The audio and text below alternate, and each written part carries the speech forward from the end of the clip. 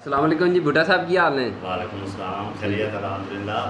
ਇਹ ਜੀ ਇਮਰਾਨ ਭੁੱਟਾ ਸਾਹਿਬ agro chiller 265 ਚੱਕ ਦੇ ਵਿੱਚ ਉਹਦੇ ਓਨਰ ਨੇ, ਉਹਦੇ ਮਾਲਕ ਨੇ, ਤੇ ਉਹਨਾਂ ਦੇ ਮਾਲਕ ਕੋਲ ਅੱਜ ਇਹਨਾਂ ਦੇ ਚਿਲਰ ਦੇ ਮਾਲਕ ਕੋਲ ਪੁੱਛਣੇ ਆਂ ਦੀ ਗੱਲਬਾਤ ਚਿਲਰ ਦੀ ਕਿ ਕੀ ਹਿਸਾਬ ਤਾਵੇ ਦੁੱਧ ਦਾ ਜੀ।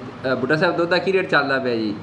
ਦੁੱਧ ਦਾ ਰੇਟ ਵੀਰੇ ਬੇਸਿਕਲ ਕੰਪਨੀਆਂ ਦੇ ਰੇਟ ਹੁੰਦੇ ਨੇ ਜਿਹੜੇ ਕਿ ਹਰ ਵੀਕ ਥੱਲੇ ਉੱਤੇ ਹੁੰਦੇ ਰਹਿੰਦੇ ਨੇ। ਉਤਰਾਓ ਚੜਾਓ ਜਿਹੜਾ ਇਹਨਾਂ ਦੇ ਵਿੱਚ ਹਮੇਸ਼ਾ ਅੱਛਾ ਕਾਇਮ ਰਹਿੰਦਾ ਹੈ। ਠੀਕ। ਇਸ ਟਾਈਮ ਸਾਡੇ ਕੋਲ ਸੈਂਪਲ ਦੇ ਲਿਹਾਜ਼ ਨਾਲ ਜਿਹੜਾ ਹੈ ਮਤਲਬ 65 ਰੁਪਏ ਰੇਟ ਹੈ TSP। ਇਹ TS ਤੇ LR ਦੇ ਬਾਰੇ ਥੋੜਾ ਜਿਹਾ ਸਮਝਾਇਆ ਜੇ ਕੀ ਚੀਜ਼ ਹੁੰਦੀ है? ये पहले जेड़ा दूध है ना असल में मतलब है कि हम जो है ना इसको एक कंपनी के रूल के मुताबिक जो है ना हम लोगों से ख़रीदते हैं कि इसका मतलब सैंपल लगाते हैं, इसके रेशो चेक करते हैं, इसकी क्वालिटी कितनी है। तो जिस तरह लोगों की क्वालिटी होगी उसी तरह लोगों को मतलब जो इसकी प्राइस मिलती है। अच्छी क्वालिटी वालों हम लोगों का मतलब अच्छा रेट लगेगा, जिन लोगों की क्वालिटी लो होगी दूध की वो जो है मतलब कम रेट लगेगा। ठीक। ਇਹ ਚਿਲਰ ਆਪਣਾ ਕਿੰਨੇ ਲੀਟਰ ਦਾ ਹੈ ਭੁੱਟਾ ਸਾਹਿਬ? ये 1000 लीटर है। 1000 लीटर ਇਹ ਕੰਪਨੀ ਦੀ ਗੱਡੀ ਤੁਹਾਡੇ ਕੋਲ ਲੈ ਕੇ ਜਾਂਦੀ है ਇੱਥੋਂ?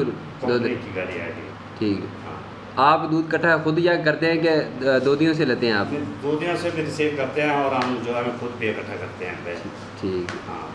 चलो दिहाड़ी बन जाती है ਇਹਦੇ 'ਚ? ਕੋਈ रोज़गार ਤੁਹਾਡਾ ठीक चल रहा है? हाँ, इसमें हमको जो है मतलब कंपनी की तरफ से 16,000 रुपये सैलरी मिल रही है। ठीक है। तो इसके अलावा जो हम अपना दूध खुद इकट्ठा करते हैं उसमें भी मतलब हमारा कुछ % प्रॉफिट मिलता है हमको। ठीक। चलो ठीक है, यानी अच्छा खासा यानी आपका रोज़गार चल रहा है? अल्हम्दुलिल्लाह इसमें मतलब जो हम जो है तकरीबन 70-80 हज़ार रुपये महीना कमा लेते हैं। ठीक। हाँ। भी ले देते 75 भी दे रहे हैं। ओके